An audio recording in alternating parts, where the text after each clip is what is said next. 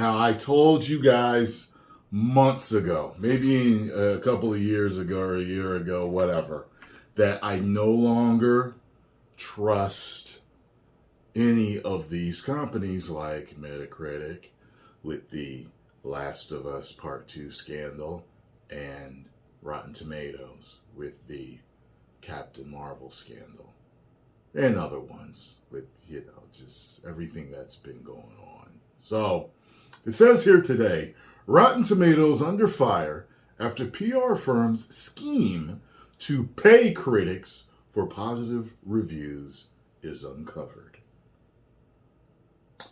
Let's go on, shall we? While film and television reviewers, our aggregator, Rotten Tomatoes, has come under scrutiny by filmmakers like Martin Scorsese before. I didn't even know about that. I'd like to know what his issue was. Before a new report doubles down on why consumers may want to think twice before taking a recommendation from the website. I mean, at this point, it's like any of you that, it's like if this is 100% true, then they've pretty much lost all credibility. It's just like over. It's like why check them? The only reason why you would check them is maybe to see if there's any controversy going on and compare ratings of stuff, or maybe you just don't know about this whole scandal.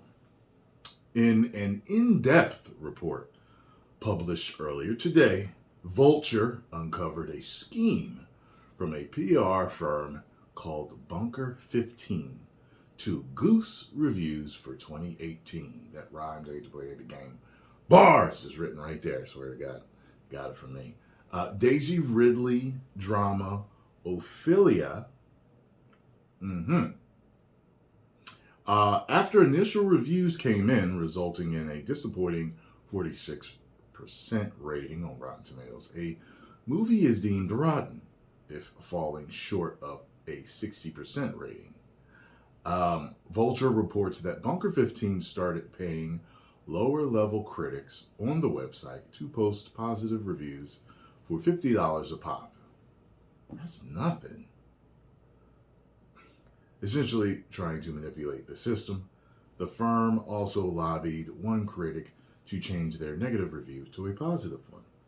As it turns out, the scheme worked and the money followed. Ophelia jumped up to a 62% rating, scoring that coveted fresh label. And the next month, IFC Films announced it acquired the film for distribution. Now, before I continue, there are different type of people on this planet. And I know that the review sites like Metacritic or IGN are for the people that want to hear what a reviewer has to say before they make a decision to go see a movie. And that's fine. They're entitled to that. They're making an educated decision. They want to hear what other people that watch films have to say about it. That's fine. And then there's the group of people kind of like myself that's like, I'm just going to go see it. If I'm interested, I'm going to go see it. And there we go. I know that some people are kind of like against that, both in different ways. Some are like, well, I trust these people that do the reviews. So if they are saying a movie is good or bad, I've pretty much agreed with them every time. So that's how I'm going to do it. But some people are just like, no, don't do it. Go see something on your own and make your own decision.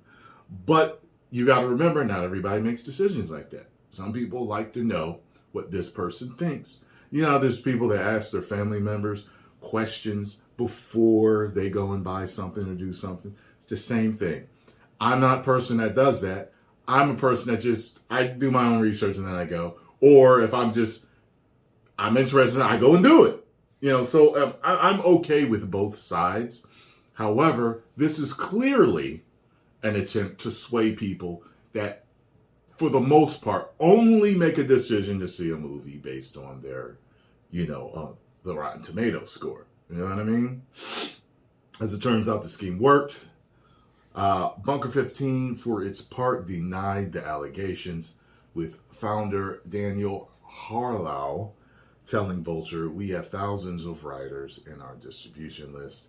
A small handful have set up a specific system where filmmakers can sponsor or pay to have them review a film. Understandably, many react to the report with a mixture of disbelief and sadness over how this could happen.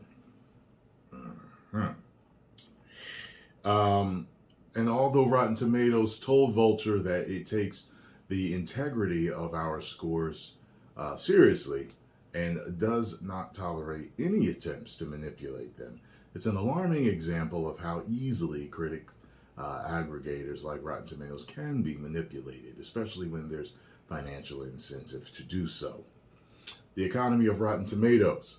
As the Vulture report notes, Rotten Tomatoes has become incredibly influential both within the business of Hollywood and from the consumer's perspective. When it comes to the former, the example of Ophelia is a fitting one. When films debut at festivals like Sundance, as Ophelia did, companies monitor their reception to evaluate whether or not they should acquire those movies for distribution, whether they're prioritizing commercial appeal or potential awards, glory, how critics and other reviewers respond out of those initial screenings isn't without importance. And as for consumers, that's a little more obvious. For some, a Rotten Tomatoes score could make or break a decision to head out. See, I was saying to head out to the movie theaters or pay for a rental. While a fresh or rotten score isn't everything, many look to the percentage to get a quick idea of how they should spend their money. Yeah. I'm one of those people, like, you ever wanted to see a movie so bad and then, like, your best friend, who you pretty much agree with on everything that you see, tells you it's bad, and you have that, was it cognitive dissonance? You just can't believe them. Someone who you're close to like this, you've trusted all your life, you both love all the same movies, and they tell you it's bad, and you can't believe it. You've just got to see it for yourself. That's me. That's me. But that's what movies, it's not with haunted houses. If someone tells me there's a haunted house over there, I'm not going. Okay, that's scary movie stuff. I'm not going. To be clear, Rotten Tomatoes and other critic aggregators like Metacritic aren't to blame for the reviews themselves. But a fresh or rotten label can be an important one for a film, meaning it's easy to see why this sort of thing could happen. What this report sheds light on is how unfortunately easy it is for the system to be manipulated.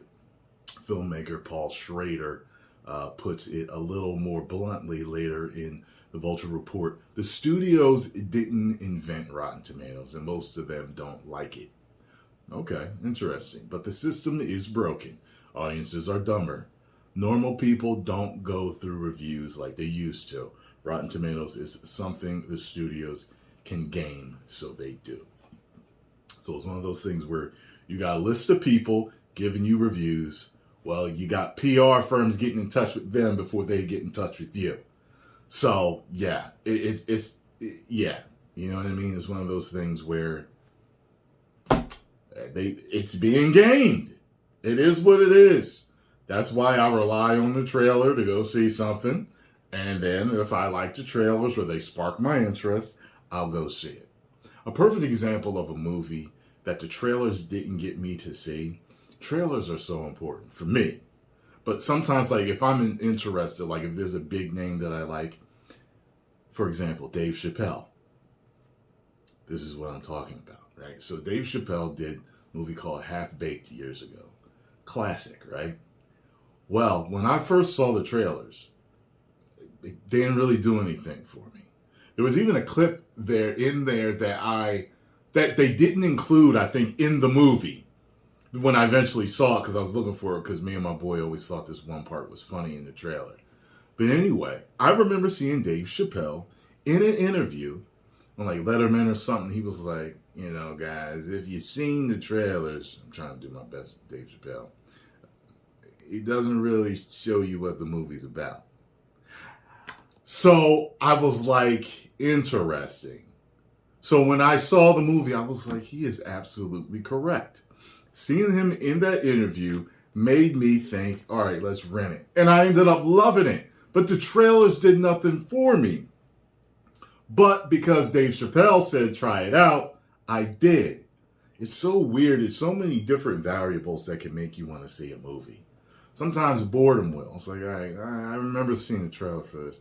All right, let's check this out. Sometimes it's like that. Sometimes your girlfriend or boyfriend wants to see it. Sometimes it's the trailers were really good and you want to see it. Sometimes it's just there's a major star that you like. Dave Chappelle, Denzel Washington, you know what I mean? Ben Affleck. Somebody's in it that you like and you just got to see it. It's like every movie they're in, I'm going to watch because I really like them. You know what I mean? Or it's a particular director. Zack Snyder, Christopher Nolan, you know what I mean? James Cameron. It's somebody, you know? But very interesting. And so this further lets me know that I cannot trust Rotten Tomatoes. That rhyme ain't a bad game. Bars! 10 million subscribers. Woo!